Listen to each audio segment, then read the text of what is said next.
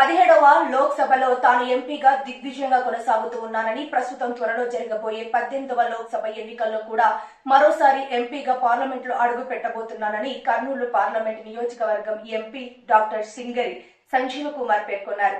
MP Sanjeeva Kumar వ్యక్తిగత కార్యదర్శిగా విధులు నిర్వహించిన ప్రభుత్వ రాష్ట్ర సర్వీస్ అధికారి ప్యాపిలి చంద్రశేఖర్ పదవి విరమణ చేసిన సందర్భంగా ఆదివారం కర్నూలు జిల్లా professionals officials Padmashali association Chandrashekar దంపతులను ఆయుష్మాన్ ఆసుపత్రి సమావేశ మందిరంలో ఘనంగా సన్మానించారు.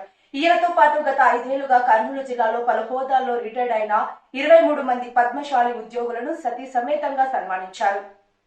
ఈ సందర్భంగా ఎంపీ డాక్టర్ సంజీవ్ కుమార్ మాట్లాడుతూ సొంత ధనాన్ని, విలువైన సమయాన్ని, డాక్టర్ వృత్తిలో లక్షల ఆదాయాన్ని వదిలిపెట్టి ప్రజలకు సేవ చేసేందుకు రాజకీయాల్లోకి వచ్చానని చెప్పారు. తాను ఇంతటితో ఆగేదే లేదని, మధ్యలోనే రాజకీయాలను ఆపే ప్రసక్తే లేదని ముందుకు వెళ్లడమే నిర్ణయించుకున్నానని డాక్టర్ సంజీవ కుమార్ మావాడు అని ప్రతి పద్మశాలి గర్వంగా చెప్పుకునేలా తన రాజకీయం కొనసాగుతుందన్నారు. ఈ కార్యక్రమంలో doctor Gangadhar, doctor Achyutarao, engineer Keshavaiah, Kakarla Seshadri, Kyavarshi Govindu, madam Sunkanna, Sirasala Lakshminarayana, Jerubandi Hariprasad, Dandu Srihari, Pulipati Jagan, కాల్వ సంజీవ్, శ్రీనివాసులు, గుద్దేటి వేణు, భోగరామయ్య, సిరసాల ఆంజనేయులు, సోమనాథ్ తదితరులు పాల్గొన్నారు. ఇటువంటి కార్యక్రమాలు ఉపయోగపడతాయని మనం తెలుసుకొని ఒకరిని విమర్శించకుండా ఒకరి సుఖంలో ఒకరి దుఃఖంలో మనం పాలు పంచుకుంటూ ముందుకు వెళ్ళాలని చెప్పి మిమ్మల్ని అందరూ కూడా నేను కోరుకుంటున్నాను.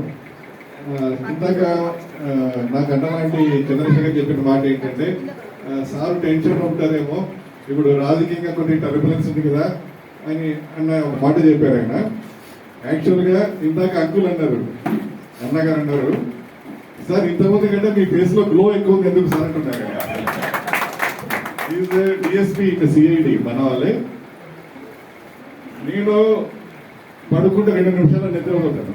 నా పక్కన ఉన్న అనుకుంటారనే వీడికి ఏంటి ఎన్ని టెన్షన్ ఉన్నా నిద్ర వస్తుంది. I don't feel the tension. నాకు ఎప్పుడు టెన్షన్ అనిపించదు. సమస్య వచ్చింది, పరిష్కారం చేయాలి. ఇప్పుడు నేను 17వ లోక్సభలో ఎంపీగా ఉన్నాను, మీ ప్రతినిధిగా ఉన్నాను. మీ అందరి ఆశీర్వాదంతో 18వ లోక్సభలో కూడా నేను ఎంపీగా ఉంటాను.